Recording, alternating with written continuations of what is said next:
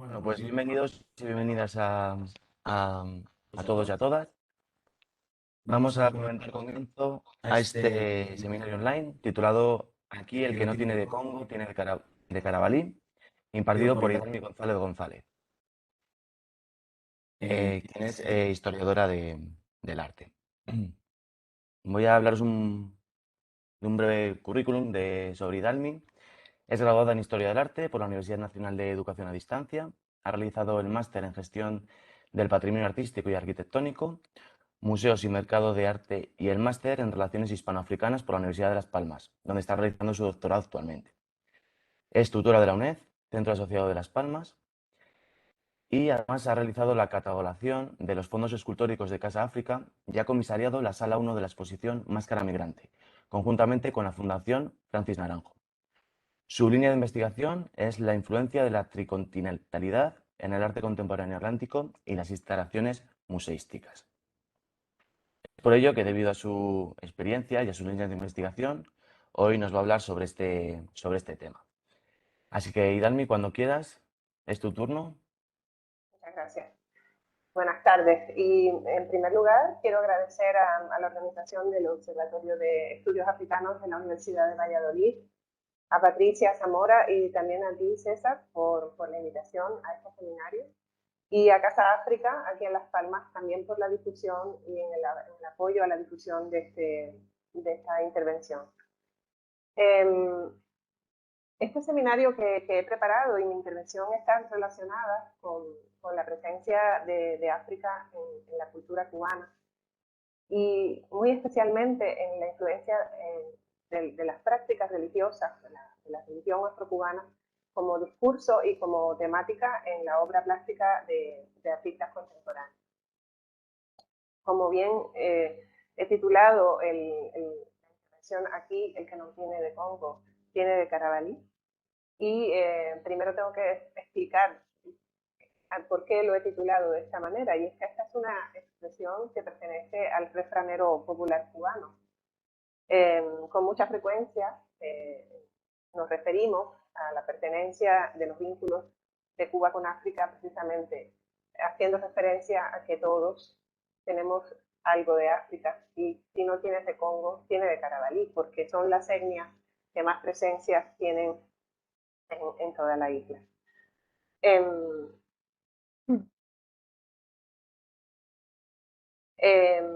Esa mezcla racial generada en América y así con esta cita del investigador Núñez Jiménez en el libro Un Mundo Aparte, aproximación a la historia de América Latina y el Caribe, comentaba precisamente que la influencia indígena y africana también la reflejan los pueblos con estos graciosos adagios. Y en Cuba se dice el verso de San Antonio Maizí, es decir, estos extremos occidental y oriental de la isla, el que no tiene de Congo tiene de Carabalí. Esta es la razón por la que me ha parecido oportuno titular este seminario con este refrán, con esta expresión que pertenece al propio refranero popular. De ninguna manera podemos abordar esta temática sin recurrir a las investigaciones de la antropóloga Lidia Cabrera y también del investigador Fernando Ortiz. Esta destacada investigadora y antropóloga y narradora cubana dedicó parte de su vida profesional a investigar la presencia de la religión afrocubana y la religión africana en Cuba. Y de igual manera, el antropólogo, jurista, arqueólogo y periodista cubano Fernando Ortiz, un gran estudioso de estas raíces histórico-culturales afrocubanas, y realizó también junto a la antropóloga Lidia numerosos aportes relacionados con esas fuentes de la cultura cubana. Aproximarnos a la obra de ambos estudiosos pues nos va a permitir acercarnos a esta temática.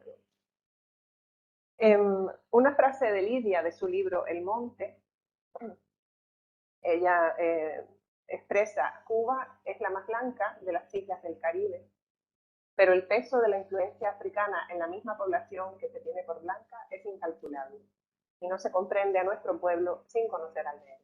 precisamente porque forma parte de nuestra cultura, de nuestra identidad. El poeta afrodescendiente Nicolás Guillén también expresaba: no se puede concebir la cubanidad sin la presencia de la cultura negra. Y en el prólogo al libro Songoro o Songo expresaba que la inyección africana en esta tierra es tan profunda y se cruzan y entrecruzan en nuestra bien regada hidrografía social tantas corrientes capilares que sería trabajo de miniaturista desenredar el jeroglífico. De manera que ya tenemos como antecedente que tanto Nicolás Guillén también manifestaba su desacuerdo en muchas ocasiones en adoptar la terminología afro para designar lo que era cubano, porque en su visión decir Cuba era decir africano, por tanto el término afrocubano ya resultaba una redundancia. Los artistas, la temática de los artistas representan constantemente la presencia y la influencia de África en la cultura cubana.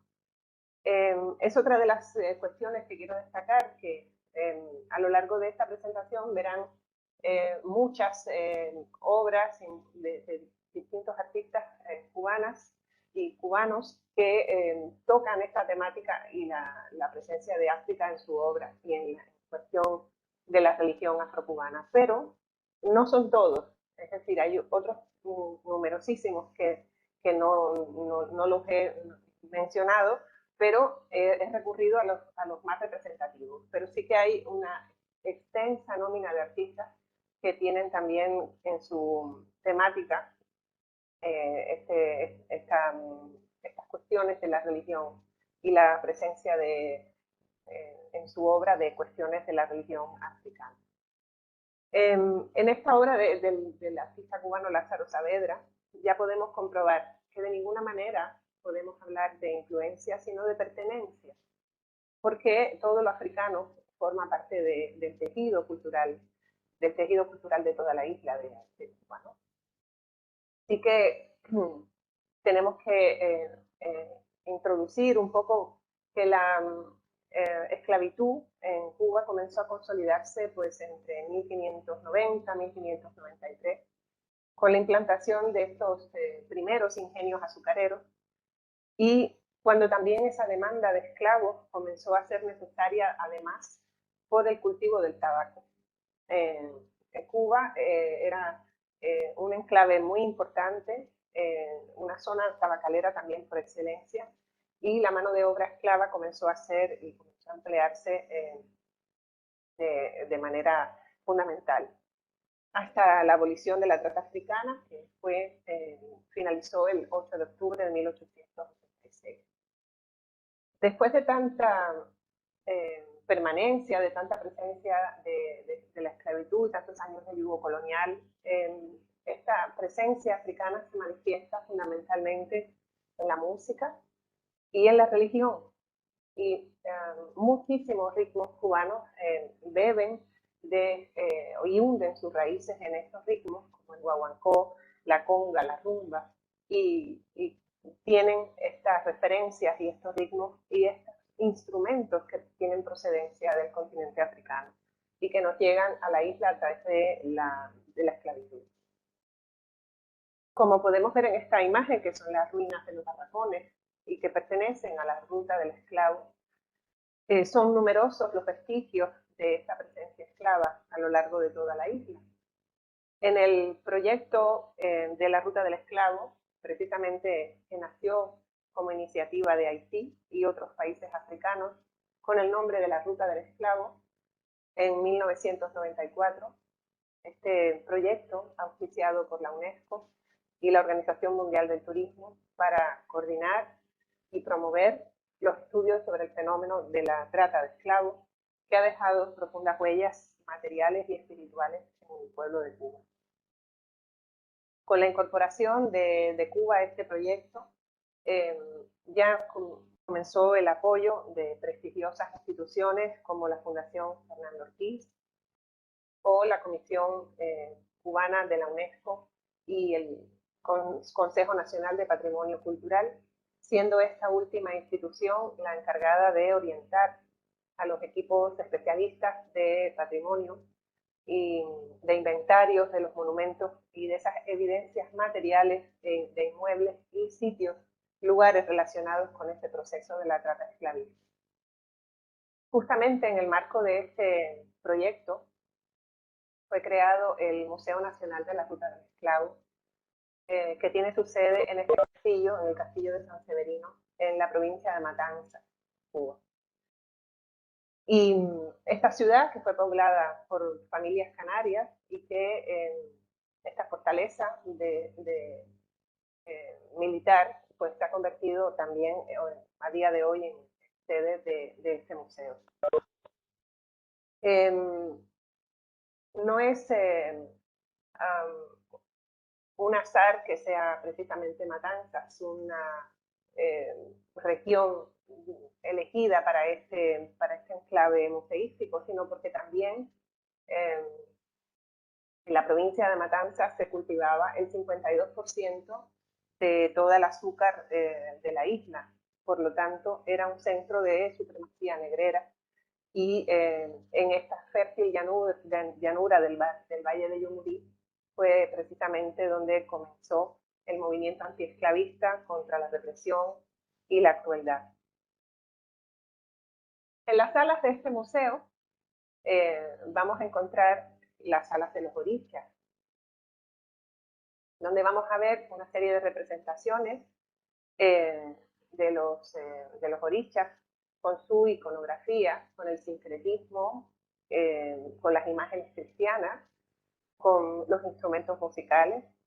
El tambor en África se utiliza también para comunicarse, como es el caso de los tambores denominados bata o tambores parlantes que utilizan los yoruba. Y con su toque imitan un lenguaje y portan mensajes a largas distancias.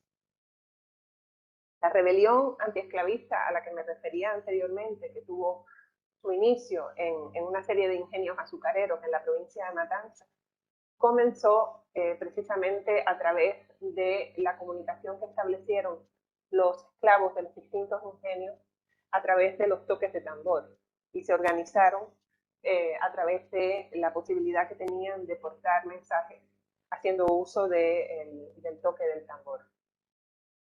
Pues entonces, como les iba diciendo, en este museo, en todas sus salas vamos a encontrar instrumentos, los orichas, la iconografía, una serie de información relacionada con esta presencia de África a través de la religión, a través de la música y a través de todas las ceremonias, las costumbres y los rituales de los esclavos. Los cantos de congos, lucumíes, mandingas, ararás, se entonaron en América, en sus campos cañeros y en los barracones en las ciudades. También en los palenques resonaron los tambores afrocubanos. Esta es una cita del libro Un mundo aparte, aproximación a la historia de América Latina y el Caribe, del investigador cubano Antonio Núñez Jiménez, que fue también un gran estudioso de esta temática. En este monumento, que se encuentra en los predios del museo, encontramos la figura de Carlota, el monumento al esclavo rebelde, que se encuentra en los predios del Museo Triunvirato, y cuya autoría de esta escultura es del escultor español Enrique Moret Astuel. Cuando fallece el escultor valenciano, antes de concluir este conjunto escultórico, se encargó finalmente de finalizarlo el escultor cubano Agustín Grey. La figura central de esta imagen es la esclava Carlota, protagonista de esta gesta del movimiento antiesclavista, y cuyo nombre es el que dio lugar, o el que tomó la operación militar cubana que se desarrolló en la guerra de Angola, en homenaje a la gesta de esta mujer africana. Imaldi, Sí, Sí, No estamos viendo las diapositivas, lo digo porque estamos viendo la primera. la primera de todas. Sí, He no, pasado sí, 8 diapositivas. A ver, Si quieres dejar de compartir y volver otra vez a intentarlo. pero te estamos siguiendo muy bien, ¿eh? sí.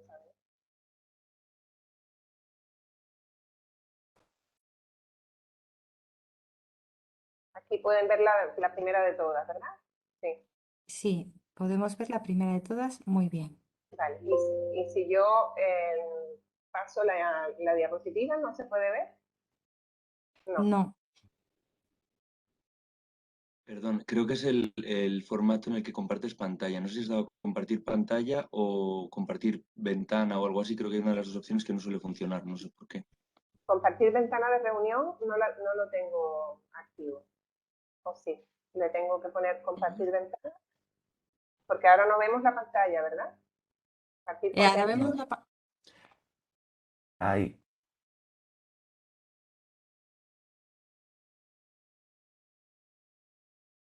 Mm, Pasa. Y si puedo pasarla, Tú- no la ven. No. Yo creo que tiene que ser la pantalla de la izquierda.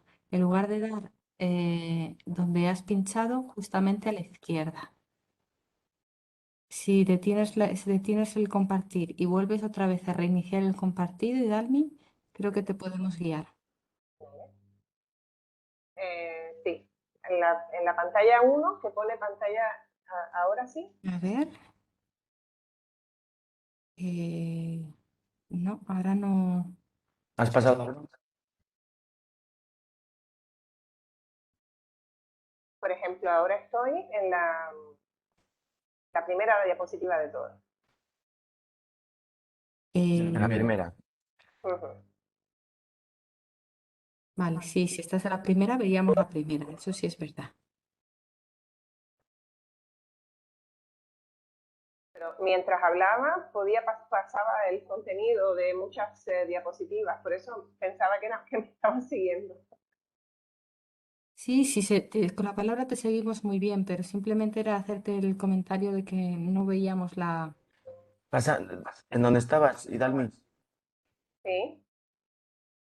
Ahora, ¿Pasa alguna diapositiva? Ahora. ahora sí. Sí. Amplíalo y todo tuyo, de nuevo.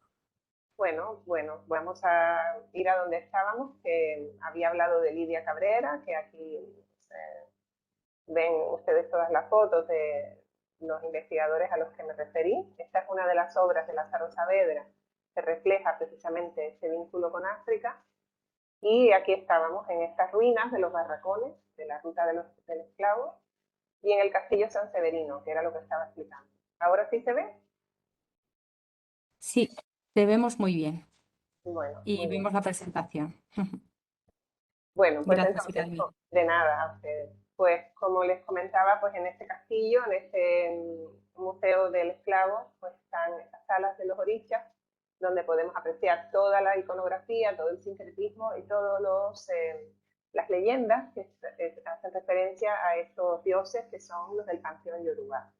Y de la misma manera, pues los tambores, la música y todas las referencias que tienen a esos toques de tambor, a los que me refería, que eran utilizados tanto por los esclavos en sus rituales y en sus ceremonias, como también como forma de compartir o de intercambiar mensajes a través de la música. En esta escultura, donde podemos ver a la esclava Carlota, que está también en la entrada del museo del esclavo rebelde y que representa la gesta de esta mujer, esta esclava que lideró el movimiento antiesclavista el 5 de noviembre de 1842.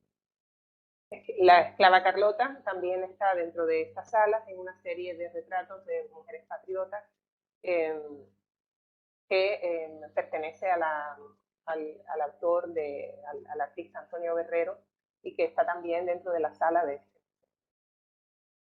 A partir de este momento vamos a comenzar a ver una serie de imágenes que tienen que ver ya directamente con lo que son las prácticas religiosas y con lo que son este tipo de religión que tiene dos líneas o dos cultos diferentes, los que vienen de los yorubas, que son la regla de Ocha o la santería, y los congos, los que vienen de Palomonte o de la zona de los Bantú. Esto que tenemos en la imagen es un tablero de adivinación Ifá. Es actualmente una pieza que está en un museo, pero pertenece a estas lecturas, a ese complejo, esa lectura de adivinación que utilizan los yorubas y que hacen uso de este tablero para ese sistema de adivinación. Está inscrito además desde 2008 en la lista representativa del Patrimonio Cultural Inmaterial de la Humanidad y forma parte de todos ese sistema de adivinación. Recurre a un gran corpus de textos y de fórmulas matemáticas y se practica en las comunidades yoruba y en la diáspora africana de las Américas, del Caribe y en Cuba también. La palabra Ifá se refiere al personaje más místico, Ifá o Orunmila, que los yorubas consideran como esa divinidad de la sabiduría y del desarrollo intelectual. Entendiendo un poco todas estas prácticas, vamos a comprender posteriormente cómo se representan estas cuestiones de la religión en lo que es la representación o el soporte de la artístico o la temática artística de algunos artistas contemporáneos. Cuando antes les comentaba sobre el tablero de adivinación, fíjense que esta es una foto del Conjunto Folclórico Nacional, fundado también a principios de 1962, cuyo finalidad era también investigar y rescatar esas manifestaciones de la cultura afrocubana y presentarlas con un adecuado realce escénico y un programa artístico que con este ballet tiene obras dedicadas a cantos y bailes procedentes de los yoruba, de los abacuá, de los congos, y también desarrolla otro tipo de repertorio de música campesina y otros bailes populares. La portada de su disco Cantos para Obatalá representa un tablero Ifa, un tablero de adivinación Ifa. Otra institución importante, una institución religiosa donde también se puede encontrar información acerca de los orichas, los cultos, los rituales. Cuenta con una sala de exposiciones y 2 salas de conferencias y biblioteca. Es la Asociación Cultural Yoruba de Cuba.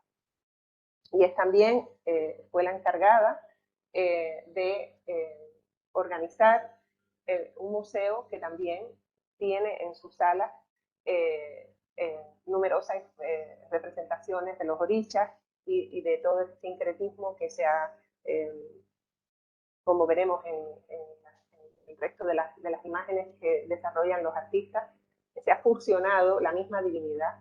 Por tanto, para los creyentes no existe diferencia entre hablar, por ejemplo, de Changó o de Santa Bárbara, porque realmente se le tiene fe a la misma divinidad. Su presidente falleció recientemente, el presidente de la Asociación Cultural Yoruba de Cuba, y como pueden ver, no es precisamente un hombre de piel negra, no, es un hombre blanco, es un hombre que a pesar de su color blanco, pues no pertenecía y presidía a esta asociación. Y esto es muy interesante porque durante muchísimo tiempo ya no está vigente actualmente, pero sí que hubo en su momento cierto rechazo a recibir o aceptar la comunidad blanca dentro de las prácticas, ¿no? O dentro de las sociedades secretas. Pero esto ya está completamente superado, fundamentalmente porque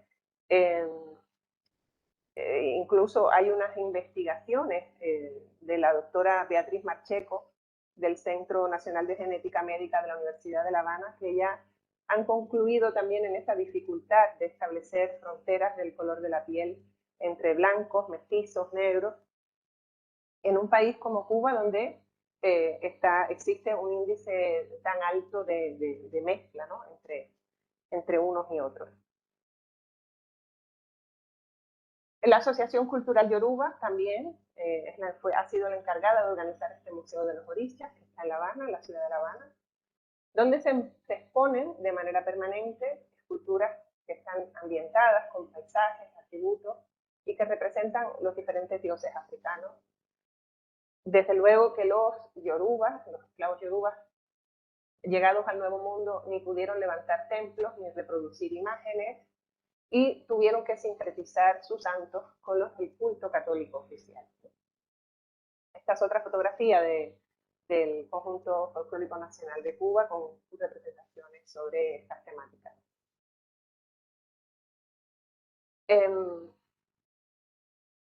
En el proceso de la esclavitud, las autoridades hispanas en América permitieron a los esclavos organizarse en cofradías, en las iglesias, en cabildos, donde celebraban sus fiestas para rendir culto a Olofi, que es la deidad suprema de los yorubas, a Barí, dios Carabalí, y a Nsambi, del panteón Congo. Una fecha que se consideraba especial para desarrollar estos ritos ancestrales fue el 6 de enero, el popular Día de la Epifanía, ¿no?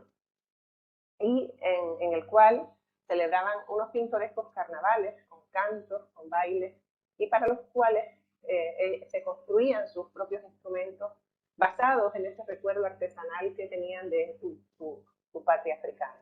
Tambores, maracas, cascabeles, güiros, trompetas, y entre unos y otros desarrollaban estas actividades. Y este ritual o esta ceremonia culminó con lo que se conoce hoy como las comparsas de los carnavales que se celebran en Cuba. Esta pintoresca fiesta de los ñáñigos que se celebraba en La Habana también queda recogida en óleo, en este óleo sobre tela del Museo Nacional de Bellas Artes de La Habana, que recoge precisamente la fiesta de los ñáñigos que se desarrollaba este día tan especial del 6 de enero. El detalle que vamos a ver ahora de este cuadro, que vemos en la imagen, es un diablito que ofrece pues, a esa señora pues un manojito de hierbas o algo que le ofrece. Y esto es el Día de Reyes, que era el motivo de la libertad para todos los negros esclavos y era una fiesta africana. ¿Qué es este diablito Ireme? ¿Qué significa y qué representa? Tenemos aquí otro óleo de Patricio Lanzaluce, también del Día de Reyes en La Habana, que representa la misma festividad de los negros africanos. Y el diablito Abacuá. Este diablito Abacuá, o ñañiguismo, también como se le conoce, se encuentra estrechamente vinculado con las creencias africanas y concede especial importancia a la influencia de los antepasados, a los espíritus. Y en la vida de las personas, pues, digamos que es una forma a través de la cual se pueden comunicar con sus antepasados. En todas las ceremonias se les convoca y en esta representación simbólica de los espíritus se le denomina Ireme o diablito, o también se le reconoce como diablito Abacuá. También se siguen celebrando la procesión de los ñáñigos en Cuba.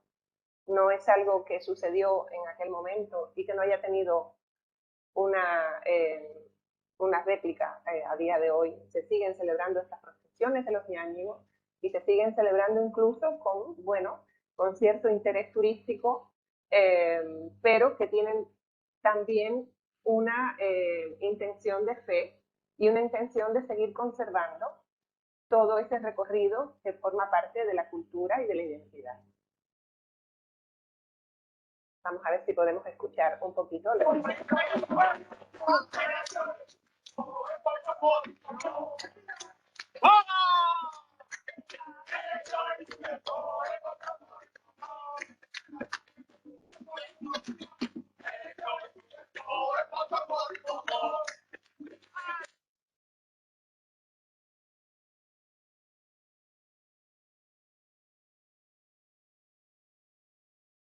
Bueno, aquí tenemos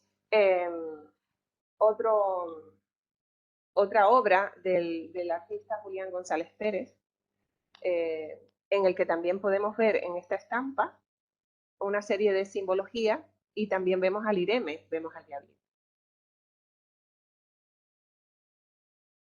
Por eso les comentaba que en muchas de las obras de artistas vamos a tener con mucha constancia, con mucha presencia, este tipo de temáticas.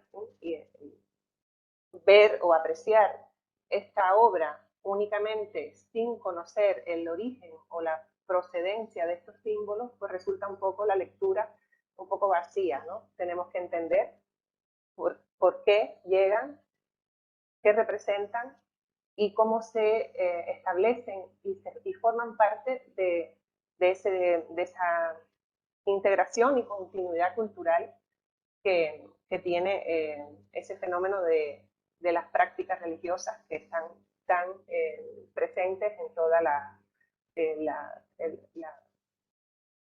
fe y la tradición cubana. Esa relación sincrética entre diversas culturas que durante el periodo colonial llegó a configurar lo que entendemos como cubano, pues fue dando origen al fenómeno de la santería, que es el resultado de la integración de o el sincretismo de los orichas con las imágenes de la Iglesia católica. Esto es un altar, lo que tenemos en pantalla, un altar donde conviven la presencia del niño de Atocha con un eleguá, que es este simbolismo que vemos aquí, y que representa la figura del eleguá o se sincretiza con el niño de Atocha.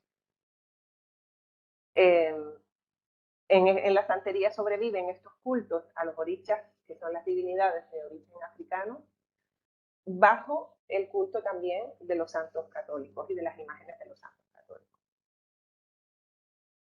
Esto que vemos aquí es una ganga. Este recipiente o este objeto es un objeto muy sagrado para las personas, para los practicantes que practican esta línea, este culto. Y se le llama de muchas formas, se le llama caldero, prenda, kisi, ganga, zarabanda. Y en el libro de Lidia Cabrera, en el libro El Monte, cómo se prepara una zarabanda, ella cita, consiste en un recipiente que preparan a los practicantes de esta regla o culto, donde depositan diferentes ingredientes, como huesos, hierbas, cadenas, cuchillos, machetes, herradura y tierra, que puede ser del monte o del cementerio. En esta ganga reside el fumbé, o espíritu del muerto, responsable de guiar y conducir los fundamentos de este culto. Es interesante que nos quedemos con esta imagen porque la vamos a ver en muchas obras de arte y en muchas esculturas que van a hacer referencia precisamente a este objeto que es tan sagrado para los practicantes del Palomonte. Cuando comenzamos a aproximarnos a los artistas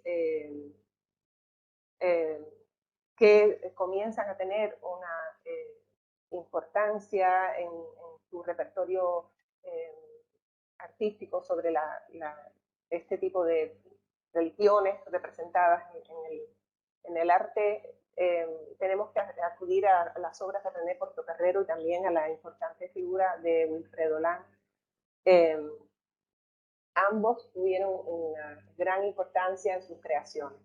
En el caso de René Portocarrero, en la serie Color de Cuba, trabaja también toda esta representaciones a las que yo me refería anteriormente, que es el Ireme, el diablito, y que también lo vemos en una de sus obras, Diablito número 3, que está en el Museo de Bellas Artes, y también de Portocarrero, del mismo artista, Tres Diablitos, con la misma, este colorido y este movimiento de esta figura, de este diablito, que pertenece a los cultos de esta religión. En el caso de Wilfredo Lang, a partir de 1942, en palabras de Gerardo Mosquera, de este crítico de arte Gerardo Mosquera, él concluye que el valor de la pintura de Wilfredo Lang es precisamente haber dado un giro cualitativo y fundamentar su arte en aquellos componentes de origen africano vivos en la cultura cubana. Y precisamente Lang comienza a interesarse por esa representación africana dentro de su obra, ¿no? A través de sus creaciones. La jungla es una de las obras más importantes que representa esta cosmogonía y esta relación que está centrada en este mundo caribeño que tiene tanto de africano. Otra de las obras de Wilfredo Lang, y que también él recupera, Lang reproduce o produce obras repletas de figuras esquemáticas, une lo vegetal, lo animal, lo humano, y reproduce la energía de estos mundos espirituales, precisamente tomando referencias de las investigaciones de Lidia Cabrera y de Fernando Ortiz, y especialmente el concepto de transculturación definido por Fernando Ortiz, y también define su pintura como un acto de descolonización, donde destaca la identidad social de Cuba, la propia personal, y una búsqueda de esa cubanidad en la que también el escritor Alejo Carpentier participa, explorando en esas tradiciones y en esa historia de la cultura africana. El Museo Reina Sofía ha tenido la ocasión de presentar algunas obras de Wilfredo Lang y ha organizado algunas exposiciones donde se presenta también la obra de este artista con una notable importancia en las prácticas y en la influencia africana y en la religiosa en su obra. Para comenzar a acercarnos a la obra de algunos artistas, a mí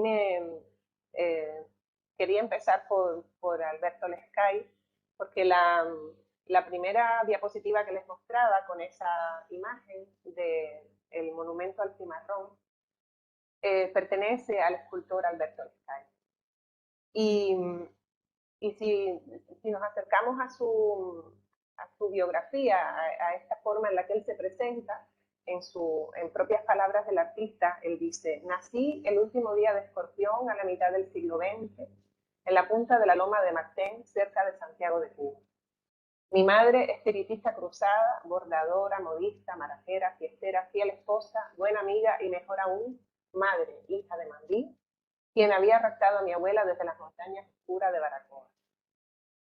Alberto es hijo de una espiritista cruzada, es decir, son artistas que se forman, que representan en su obra estas prácticas, pero que también las conocen porque las comparten desde que nacen, porque son hijos de creyentes y luego ellos también se convierten en practicantes.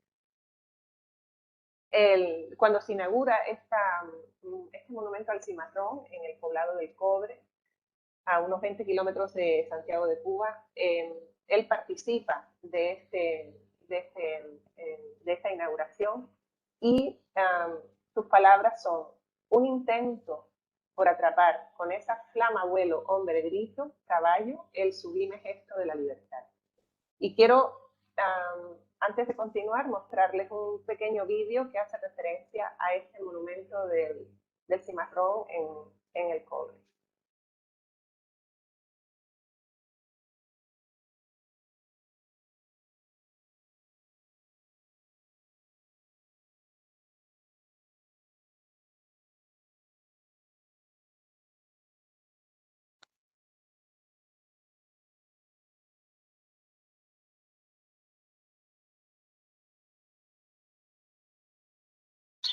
Caminos abiertos entre lomeríos o 333 escalones llevan hasta el monumento al cimarrón ubicado en el poblado El Cobre de Santiago de Cuba.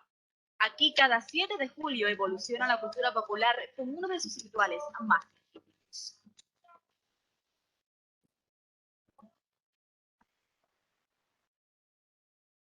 El cimarrón se hizo camino entre las malezas y los ríos en búsqueda de su dignidad, Hoy su monumento se proyecta a la historia en un grito que se transmite de generación en generación. 23 años celebra como fecha de emplazamiento en este 2020 el monumento que reverencia la rebeldía esclava, el fin de la explotación, la resistencia y el cimarronaje cultural. La extracción minera durante siglos, justo en este mismo sitio, asentó una historia de continuas sublevaciones y leyendas. El monumento al cimarrón se ha convertido, y con todos los derechos, en referencia obligada para todos aquellos que quieran acercarse al gran misterio de la cubanía.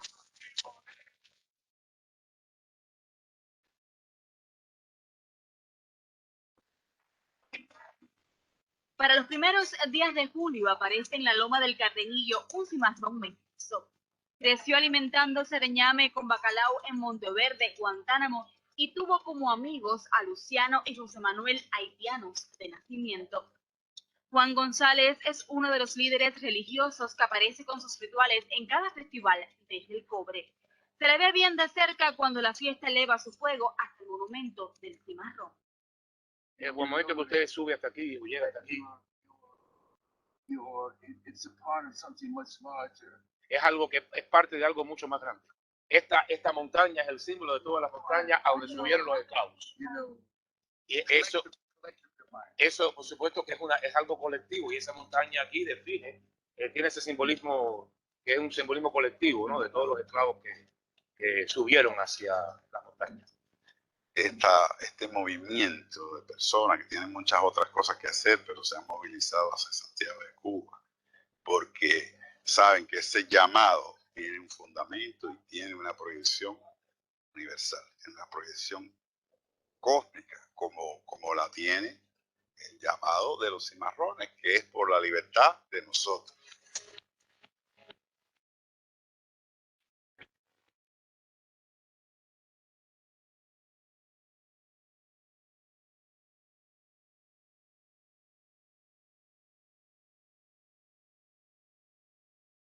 Bueno, he recuperado la imagen, ¿sí? Sí, lo vemos bien. Vale, bueno, como vieron en el vídeo, pues es un espacio, es un lugar de naturaleza donde se ha colocado este monumento al cimarrón, pero que tiene tanta fuerza, tanta energía, es un centro de peregrinación. Se ha convertido en un centro de peregrinación donde vemos, si recuerdan la imagen que le puse de la ganga, pues este grito, flama, mano, caballo, hombre que está aquí, que esa es la escultura, emerge, sale, resurge de este caldero, de esta ganga, que es donde los practicantes del Palomonte pues tienen todas sus simbologías, sus creencias, es decir, que la propia escultura es una representación de los aspectos religiosos de esta religión.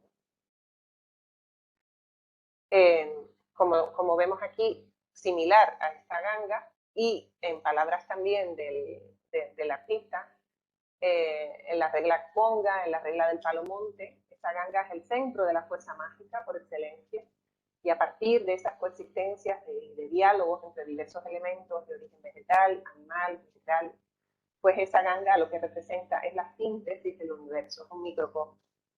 Se concibe dentro de un caldero que es el receptáculo de ese sistema de comunicación, y es el mundo de los vivos y el mundo de los muertos. Mucho tiene de común esta obra con la pieza del artista. El propio Alberto Lescay posteriormente desarrolla otra serie de pinturas y de obras que él ha titulado Macuto, son estas pinturas que él representa y que tienen que ver con también la religión. Porque antes de la ganga estuvo el macuto. El macuto es una bolsita, es algo que llevas, que puede ser de yarey, de guano, de alguna especie vegetal tejida, y que contenía básicamente los mismos elementos que posee una ganga.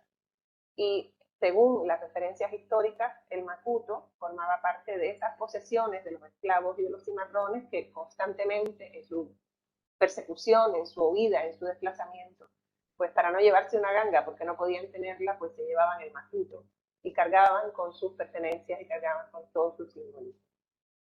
Pues en esta obra de Alberto Lescay pues también tenemos este tipo de obra. También Macuto o Macuto I, que es otro de los de la serie pictórica. Y referente a esto, Lidia Cabrera expresa en su libro: engendrador de vida, somos hijos del monte, porque la vida empezó allí. Los santos nacen del monte y nuestra religión también nace del monte. Todo se encuentra en el monte, los fundamentos, y todo hay que pedírselo al monte. Él nos lo da y también nos lo quita. Y el monte equivale al concepto de madre universal, la fuente de la vida. Tierra y monte es lo mismo. Ahí están los orillas, los muertos, y los muertos van a la manigua. Manigua ya es una expresión cubana. Mayombe le llaman en África, manigua es el monte en Cuba. Sueño de cimarrón es otra de las obras del Sky, relacionadas con toda esta poética de su trabajo plástico. Y Santera, que es otra de las obras, donde vemos aquí pues la imagen de esta mujer santera con su pañuelo blanco cubierto, y el ave que también se representa o se asocia con estas prácticas.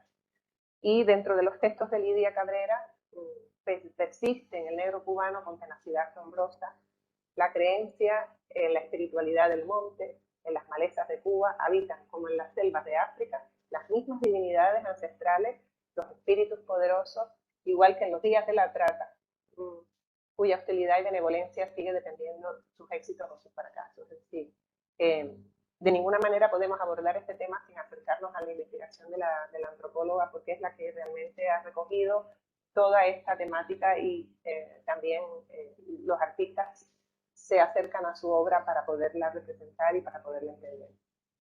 Manuel Mendive Hoyo es otro de los artistas también que tratan el tema de la santería, especialmente. Él, cuando se presenta, también dice: viví en un barrio marginal llamado Luyano, en La Habana. Mi familia conocía bien la antigua religión de los yorubas. Estudié en la Escuela de Bellas Artes de San Alejandro, pintura y escultura. Y añade: los elementos de la cultura afrocubana son el estímulo y el aliento para hacer mi gran discurso, la muerte, la vida y todo lo que hay en ella, el bien, el mal y los momentos más bellos. Conocer todo lo que está en nosotros. Yo vivo con mis ancestros y con mis dioses. Es decir, que la propia práctica, la propia experiencia personal le lleva al desarrollo de su trabajo artístico. Esta obra de Mendive, El ojo de Dios que te mira, es una reflexión sobre esa extraña duplicidad que tienen nuestras acciones. Sí.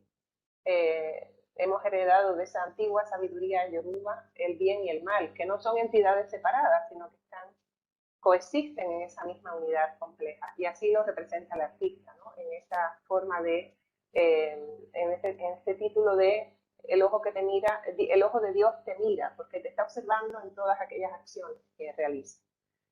Esta obra formó parte de la exposición Sin Máscaras que organizó el comisario de arte y crítico de arte Orlando Hernández, y que también conjuntamente con una serie de artistas trataba la misma temática, es decir, la representación del arte, en el arte de las culturas y de la religión africana. Quiero que escuchen un poquito esta música de Celina y Reutilio, y después continuamos.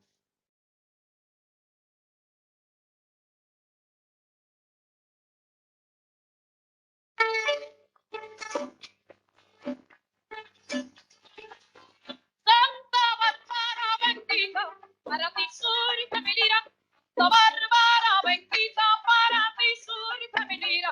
Y con emoción se inspira de tu imagen bonita. Que viva Chango, vamos.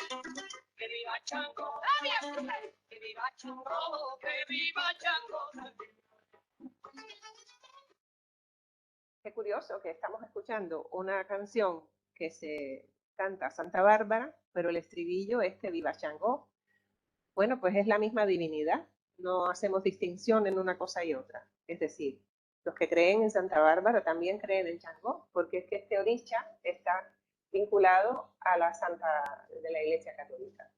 Y este tipo de trabajo, de sincretismo, lo vemos también en la pintura. En las obras de Mendive vamos a ver que muchas de sus obras, de sus trabajos, esta, por ejemplo, que es una pintura que él denomina Ollá, la dueña del cementerio. Ollá es la Virgen de las Mercedes. Se le representa o se le nombra como Ollá y vive y habita y es la dueña de este camposanto. Y al igual que la música, como cuando escuchábamos la música de Santa Bárbara y de Changó, pues vamos a empezar a encontrar ese sincretismo en la obra de los artistas y en determinadas representaciones. Oba es otra de las dueñas o que tanto como Ollá habitan en este camposanto y que fundamentalmente se le representa con Santa Catalina. Y tenemos otras santas como Yemayá, que es la Virgen de Regla, con estos atributos que están relacionados con el mar.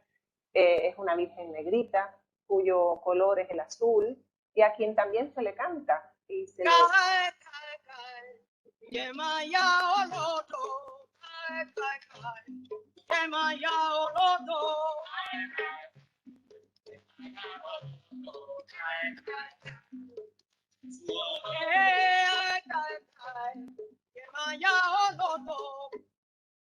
Bueno, pues seguimos con estas santas del panteón Yorubá, que son tan importantes.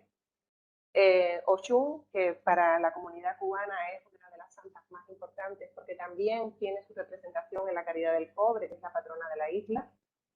Y se les representa generalmente con este tono amarillo. Es la dueña de las aguas dulces. Y es una santa seductora, salamera, muy alegre. Ogún Guerrero, que es un guerrero, es un oricha guerrero que se representa fundamentalmente con los instrumentos, con el hierro, con el hacha, con el machete, que es una de las simbologías que tiene. Y, por supuesto, Babalú Ayé, que es San Lázaro, que es un santo también dentro de la comunidad de la isla, muy al que se le tiene mucha fe y al que también se le canta.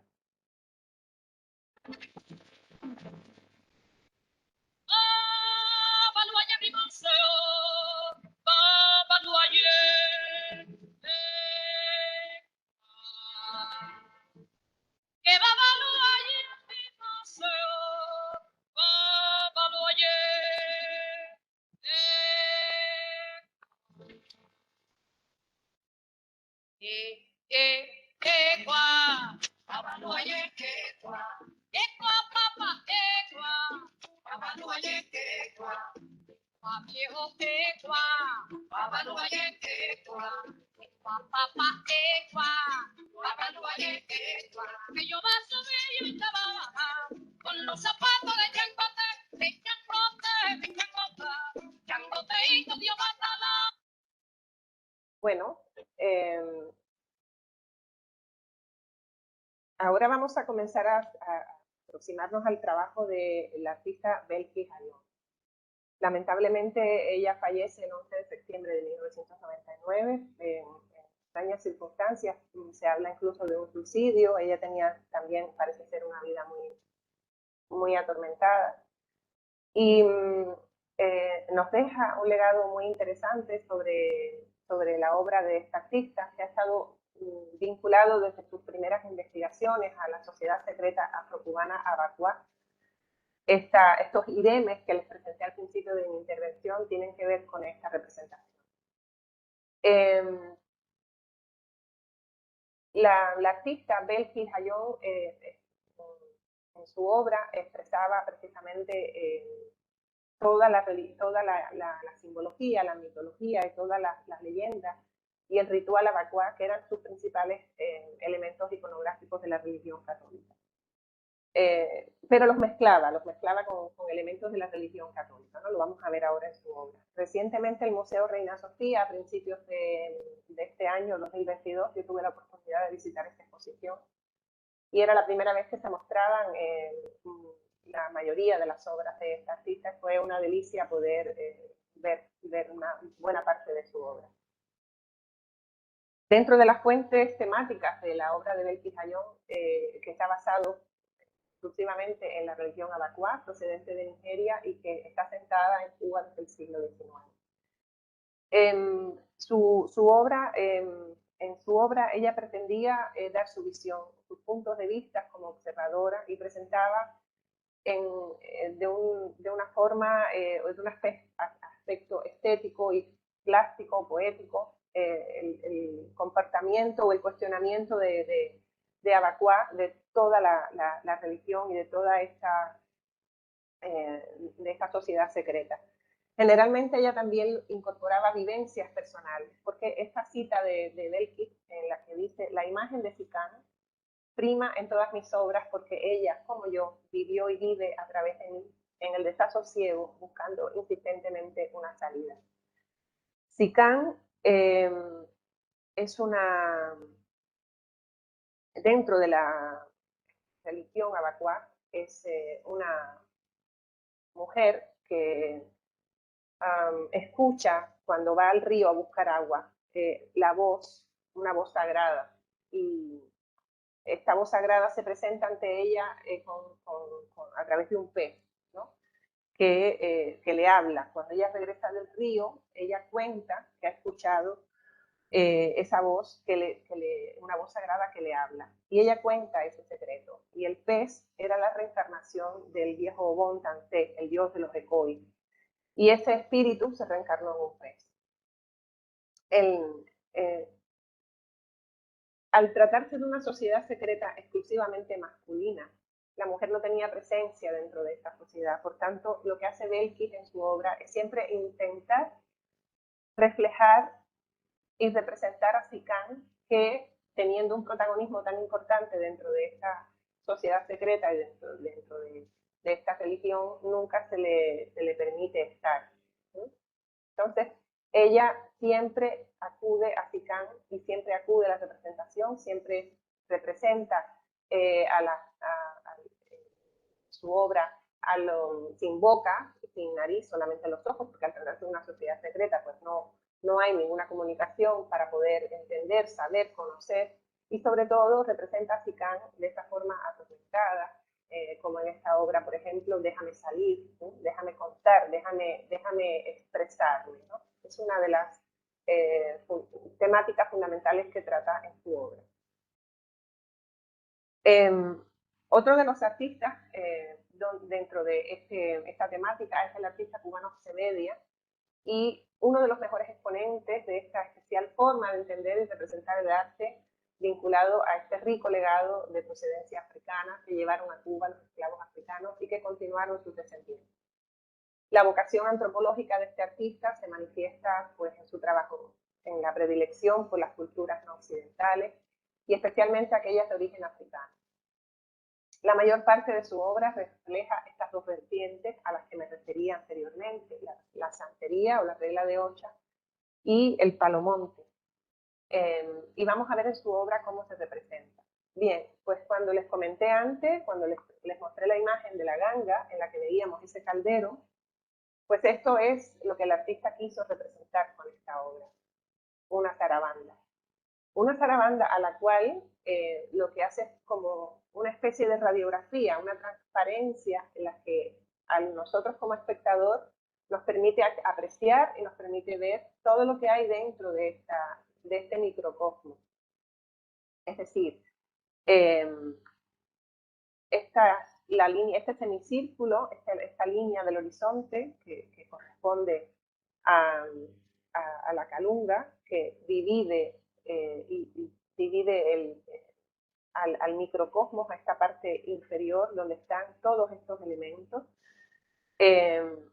Si leemos esta obra de forma ascendente, tenemos que comenzar a ver los elementos, los primeros ingredientes, los primeros elementos de depositan en este caldero, en esta ganga, y los diferentes registros son los que nos van a dar a conocer el orden en los que se colocan todos los ingredientes. O sea, en la parte inferior vemos estos rostros que le cantan al Fumbé, al espíritu, para que se presente. Vemos plumas de aves, huesos de chivo, de perro, tierra del cementerio, hierbas y una serie de elementos que asoman por la parte superior y que las podíamos ver en la ganga que les presenté. Huesos, cuchillos, herraduras, etcétera, ¿no? Y vemos la luna a la izquierda y a la derecha las estrellas, porque según el capítulo de Lidia Cabrera, donde explica cómo se hace una zarabanda, se preparan en luna nueva o luna llena conforme a esta simbología. La luna nueva, en luna nueva todos estamos en peligro de muerte, y el símbolo de la luna resulta muy significativo porque mantiene una estrecha tendencia con los muertos y está considerada la madrina de los brujos. Así que es muy interesante la simbología de la luna.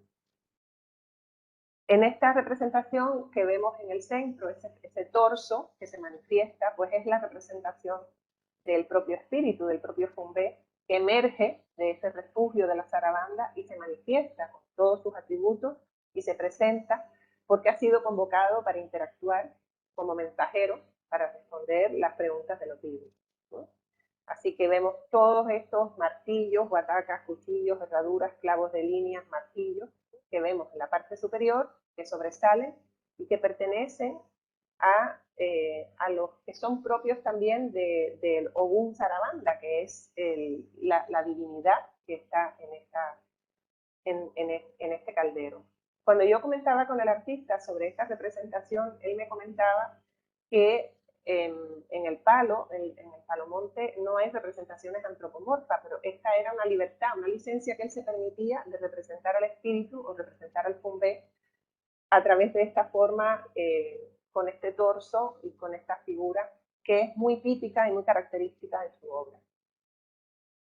De José Bedia también vamos a ver Zarabanda son los hierros, otra representación también en la que apreciamos simbología similar a la anterior, y aquí la cabeza es donde digamos que se ha convertido en una especie de ganga por la que asoman todos estos elementos que forman parte de la simbología de esta práctica. Y por último, la obra de José Bedia, Ogún Zarabanda vence batalla, en la que se fusionan ambos cultos, ambas reglas. Es lo que se conoce en Cuba como palo cruzado, es decir, la simbiosis entre los paleros, los que son practicantes del palo, y los santeros. ¿Y esto por qué lo sabemos? Primero porque en el propio nombre ya nos dice Ogún es un oricha del panteón yorubá, y la zarabanda es una ganga, pertenece al palo. La vencebatalla es una planta que crece en la manigua y se utiliza generalmente en determinados rituales y en determinadas preparaciones de la chamba y otras rituales que se utilizan en esta práctica, ¿no? Son empleados para la protección y para la preparación de otros ritos. Y vemos un arriero. Este pajarito que vemos en la parte superior es un arriero, es una ave endémica de Cuba, y está en contacto también con el oricha porque en ese traslado de los esclavos hacia el Nuevo Mundo tuvieron ellos que empezar a dialogar y a interpretar y a reconocer en la manigua cubana y también en la fauna aquellos elementos simbólicos que le podían, en los que podían ellos depositar las representaciones de su fe.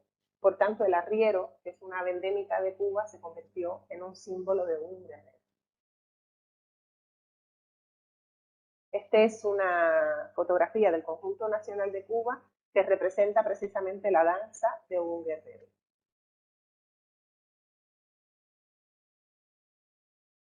Aguanileo, Ogún Maribo, Aguanileo, Ogún Maribo, Ogún Ajomote, Oniña Pérez, Maribo, Ogún de Papa. Aguanileo, Ogún Maribo, Aguanileo, Ogún Maribo.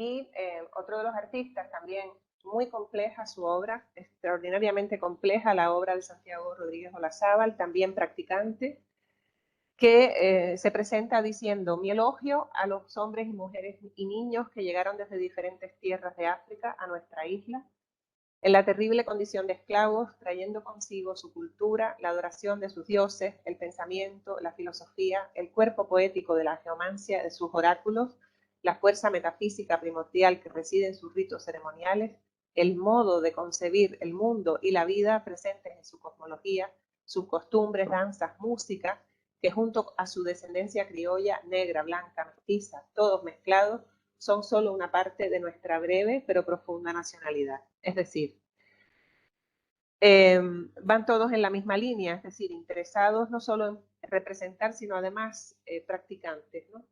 La obra de Santiago Olazábal es extraordinariamente simbólica.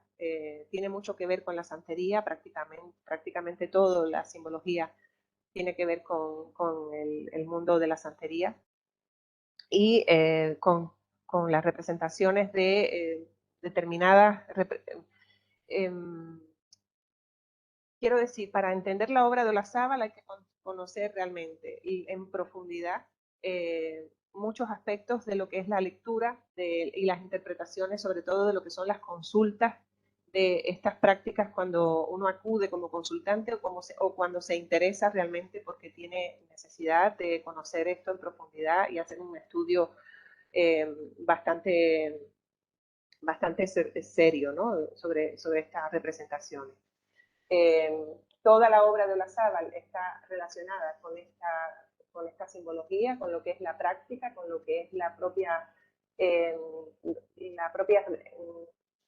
conexión con los espíritus, el invocar o el presentar estas representaciones. Cuando uno va a una consulta de un oricha, pues ve precisamente que el que practica o el que se sienta en el suelo en esta postura utiliza este tipo de simbología, es decir, él lo que hace es trasladar muchas veces la simbología, los ritos a su propia obra, ¿no?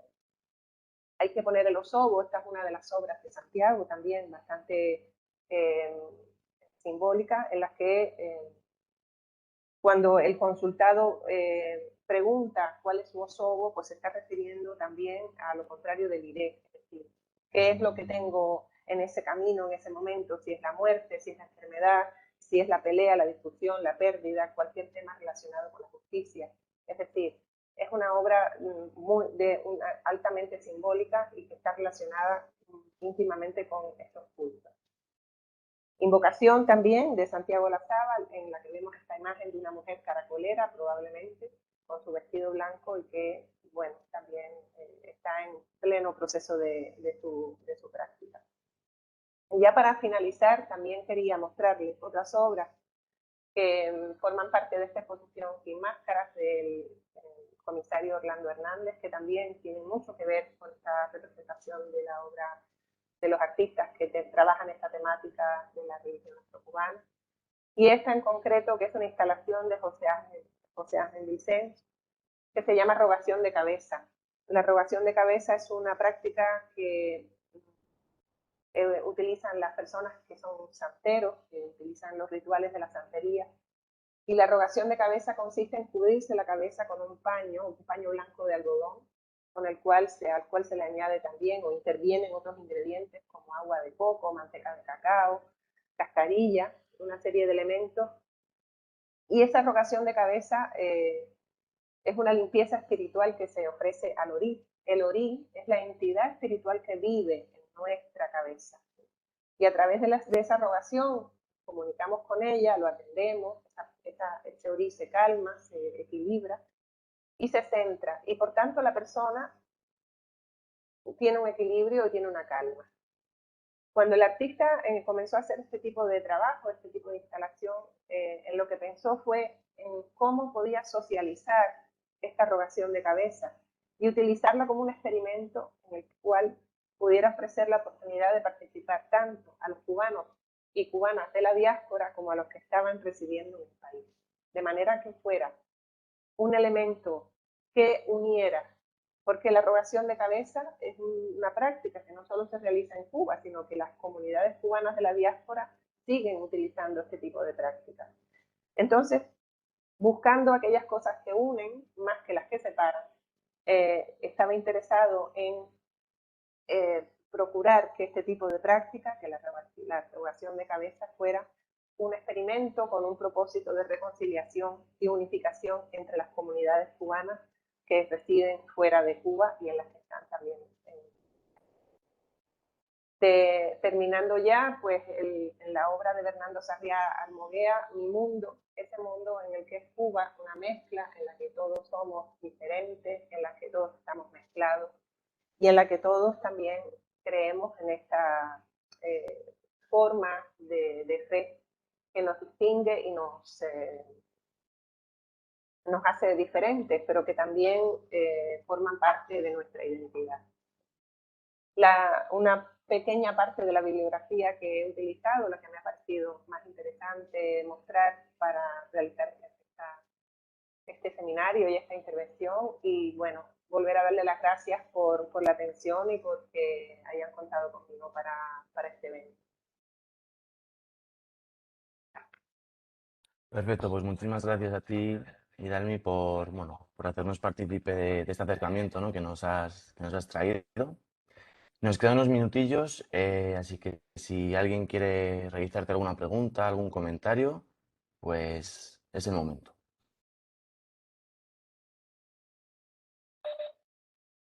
Bueno, inicio yo la ronda de preguntas mientras alguien se anima, si quiere comentarte algo.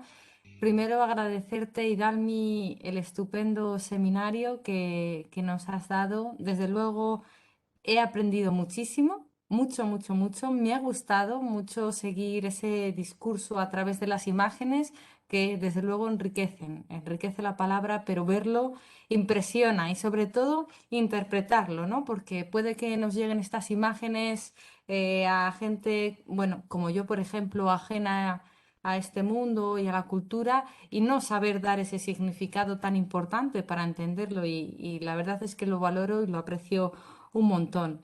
Me ha llamado muchísimo la atención, sobre todo cómo ha sido expresando a través de distintas imágenes la representación de la ganga como ese caldero en donde se arrojan los huesos y las maderas para, bueno, para una forma, creo haberte entendido en un momento de la exposición, representar el mundo de los vivos y de los muertos en un mismo foco, ¿no? Y la verdad es que llevando el tema de la ganga, una de las imágenes que has mostrado, una de las últimas diapositivas, es esa representación de cortada transversalmente la ganga, ¿qué es lo que podemos ver, ¿no? Gente soplando las plumas, tierra del cementerio, creo que has dicho. Y mi pregunta o curiosidad, que puede ser probablemente algo un poco tonto, pero me llama la atención si solamente cuando se hacen las gangas, cuando se hace este ritual, la parte se rellena pues de esa tierra, de esas plantas, o solamente lo que se ve, los huesos y las maderas, es con lo único que se rellenan esos calderos para poder hacer esa representación. O el ritual se sigue hasta ese punto más profundo de pues, llenarlo de tierra, de plantas, de plumas, etcétera. Sí, se completa. Bueno, he de decir que yo me aproximo a esta temática desde el lugar, desde la observación, porque yo no soy practicante.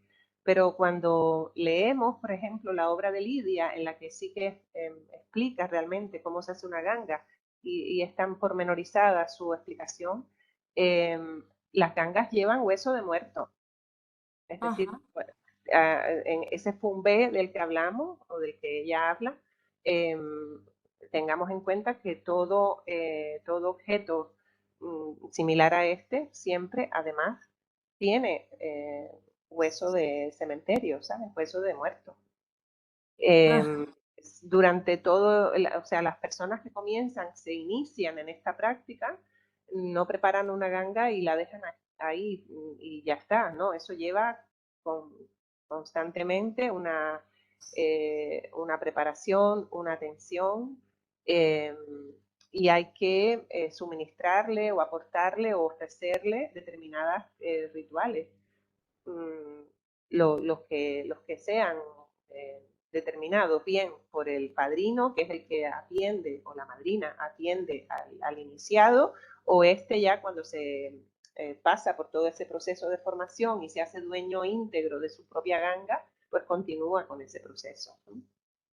Las gangas no se pueden desatender, es decir, cuando fallece la persona, pues hay que entregarla a alguien que la siga atendiendo, o de alguna manera, en Cuba, esto siempre escuchaba yo decir, que cuando alguien no podía atender una ganga, había que enterrarla en un bibijagüero. El bibijagüero es un nido, una cueva de bibijagua. La bibijagua es una hormiga que es endémica de la isla. Y estas hormigas eran las que se comían la ganga, y era la forma que tenían de, digamos, de enterrar definitivamente este objeto, ¿no? Porque no se pueden desatender, no se pueden dejar así de forma descuidada, ¿eh? Hay que mantenerlas siempre atendidas. Y las personas que practican tienen una constancia en las ofrendas, en los rituales, en las celebraciones, en todo el ceremonial que tiene que ver con este objeto. Los practicantes. Me has respondido a mi segunda cuestión, ¿no? ¿Qué se hacía después del ritual con esa ganga? Y Bueno, me llama la atención que hay... sí, el iniciado se convierte y la mantiene toda su vida. Generalmente la pasa a otra persona, si ya él pues sabe que no va a poder continuar. Y cualquier ganga, esto lo he escuchado y también lo leí en el libro de Lidia Cabrera, que las gangas, cuando cuando no se pueden atender, pues hay que hacer un proceso de enterramiento próximo a estos sitios, a veces lugares sagrados, espacios sagrados del monte, donde se depositan para poder, digamos, hacer un final, un cierre de este proceso ceremonial. Porque entiendo que de alguna forma, si no se hace ese proceso, digamos que a la persona a la que se está de alguna forma venerando, no duerme en paz, ¿no? Sí, Hablando de forma muy coloquial. Sí, porque esto todo es muy espiritual y finalmente todos son espíritus que tienen, digamos, hay que atenderles, ¿no? Hay que ofrecerles una serie de rituales y de ceremonias. Y llama la atención generalmente que los artistas que se dedican a este tipo de trabajo también tienen una práctica personal, un conocimiento personal. No hacen una representación vacía, sino que detrás de esa representación hay una intención de su fe también. Los que he presentado hoy, prácticamente todos, desconozco si Wilfredo Lang tenía esa práctica o René Portocarrero, lo desconozco, pero el resto que les he presentado, tanto La Sábal como Bedia y Mendive, son también practicantes de la religión. Muy interesante, muchísimas gracias, Iralmi. No sé si alguien de los presentes quiere exponer alguna cuestión. Tiene la mano levantada.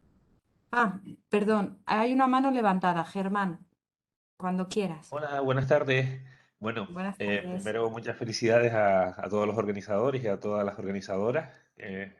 Vamos, un placer poder asistir a esta charla y bueno, también felicidades a Idalmi. Con respecto a la exposición, yo que soy, vamos, ignoro bastante de esta temática. Realmente lo que hay es una descripción, ¿no? De un poco de la religión afrocubana, entiendo, pero ahí, es decir, ¿se aprovecha en alguna de las piezas o en alguna de las manifestaciones artísticas, digamos, otro espíritu que vaya más allá de la descripción? Es decir, algún espíritu en el que se traslada alguna cuestión de lucha, de protesta, de otra cuestión, digamos, menos relacionada con la religión y más relacionada con lo social. Sí, también.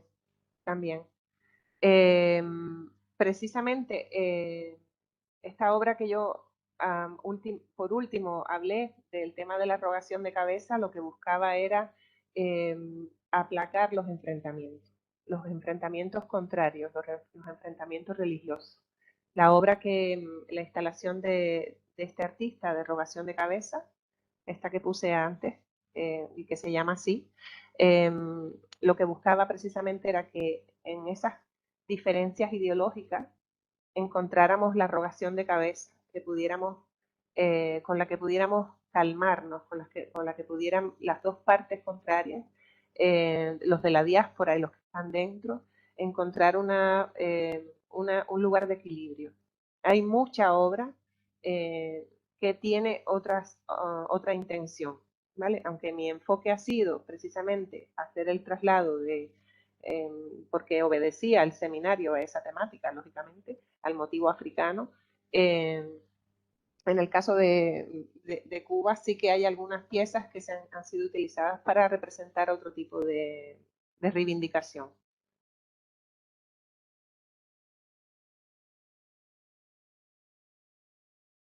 Vale, tenemos también muchas gracias, Jeremy, por tu respuesta.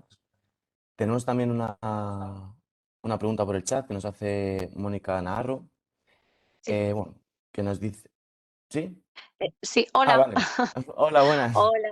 Sí, perdón, pero es que no sé cómo utilizar la cámara, por eso no la he puesto, pero que he seguido la conferencia de Idalmis de una manera muy rigurosa, porque además he comentado que yo he estado varias veces en Cuba, yo soy antropóloga y bueno, pues me he querido mezclar siempre con sus gentes, con lo que es la cultura del país, en fin, no ir a modo turista, ¿no? Como mucha gente va, que lo respeto, ¿no? Pero lo mío ha sido un poco más en plan, pues eso, más etnográfico, antropológico. Y yo quería preguntarle una cosa a Dalmis, porque se ha hablado de los santeros y de los paleros, pero si no me han explicado mal, personas que se han dedicado a ello, el tema de los paleros y Dalmis también más relacionado con la religión, es más con la magia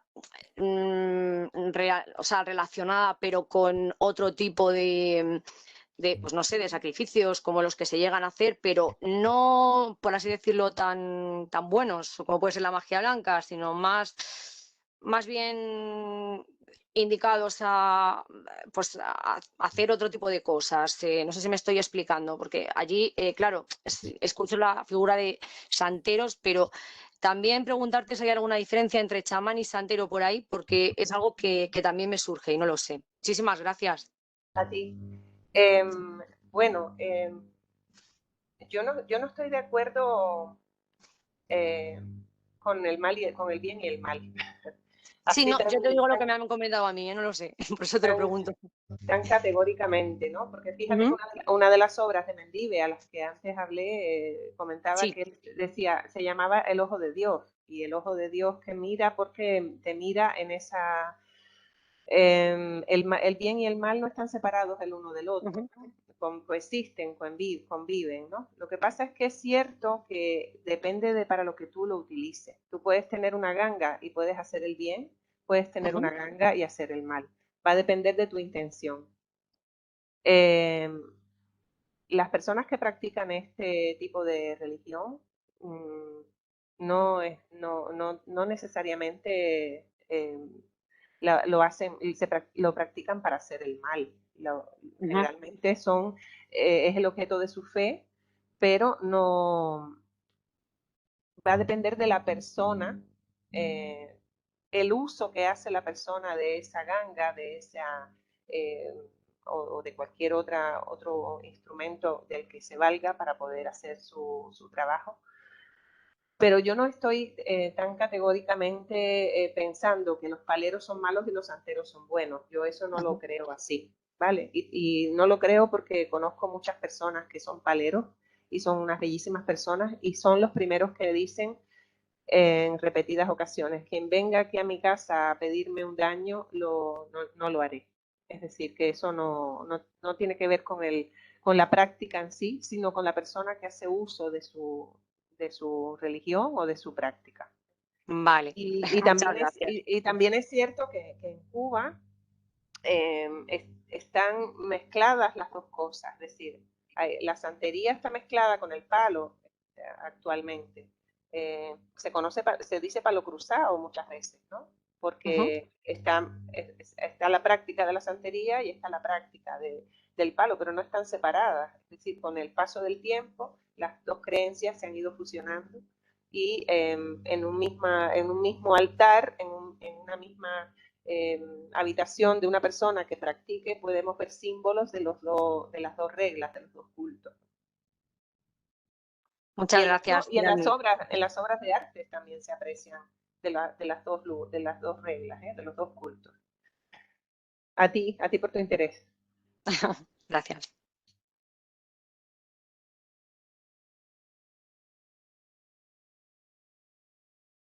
Bueno, sí, creo, Mónica Navarro, que has intervenido ahora, ya habías puesto también por el chat la pregunta. Creo que ya está contestada por parte de Idalmi.